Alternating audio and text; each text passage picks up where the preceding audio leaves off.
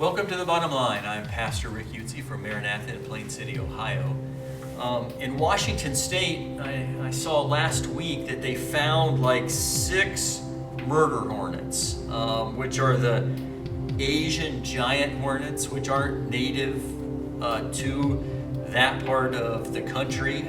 So they want to find out if they have a nest, and they think they probably do, because you don't find just 6 of them all of a sudden in 1 week when that doubled the number they've seen since in the last year and a half.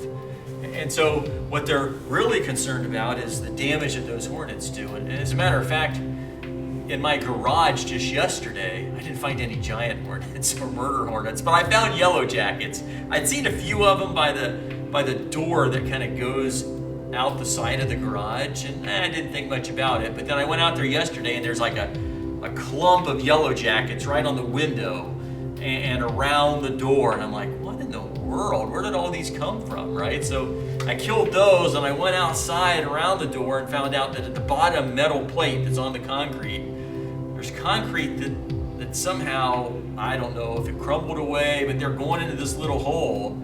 And there's lots of them going in and out of that thing, right? So I got to figure out how to get rid of them, seal up the hole, because I don't want those things like getting inside. I don't want them stinging people, right? But that's nothing compared to these murder hornets, right? They want to find the nest because they want to get rid of them, because they will just destroy honeybee hives. Like the whole thing, they'll go in and destroy them all.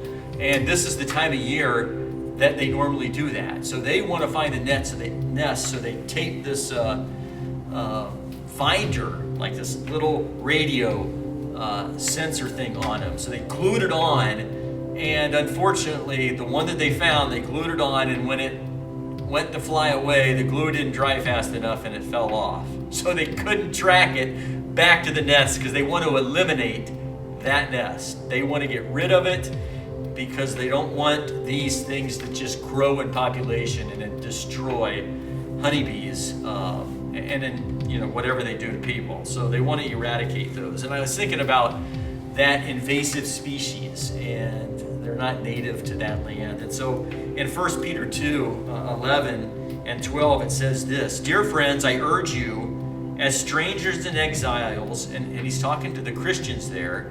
He calls them strangers and exiles. He calls them like they had to scatter. And they went throughout Asia Minor. The Christians were scattered.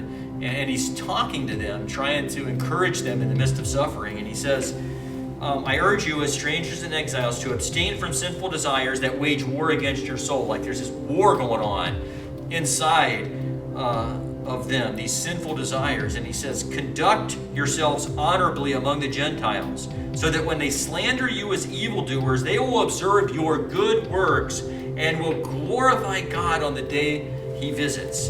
And so he's saying, you know what? As Christians, right, you used to have these evil desires that you would go after, and they waged war against your soul, but now I want you to conduct yourselves honorably. I want you to do good works. I want the unbelievers, the non-Christians among you, to be able, even if they slander you, even if they say bad things about you, I want them to observe your good works, and I want them to be able then to glorify God on the day he visits. And there's some discussion on what that means on the day he visits, and a lot of times that refers to judgment. But I think the whole concept of this is, hey, you're a witness to the world around you, and they're watching you, and they may say evil about you, but your good works should cause them, hopefully, someday to repent and then be able to glorify God when he returns. I think that's the general meaning of it. So as strangers and exiles, like we're an invasive species into the whole world. Like we live in the United States, there's Christians everywhere. And so we're not native to the kingdoms of this earth. We belong to a new kingdom, a different kingdom, and that kingdom is God's kingdom, and he uses us because he doesn't want anyone to perish. He wants people to see Jesus through you and me. And so we're an invasive species, and he's just saying, come on, Christians, please behave honorably. Let them see your good works. Be kind. In the middle of a political season, be kind.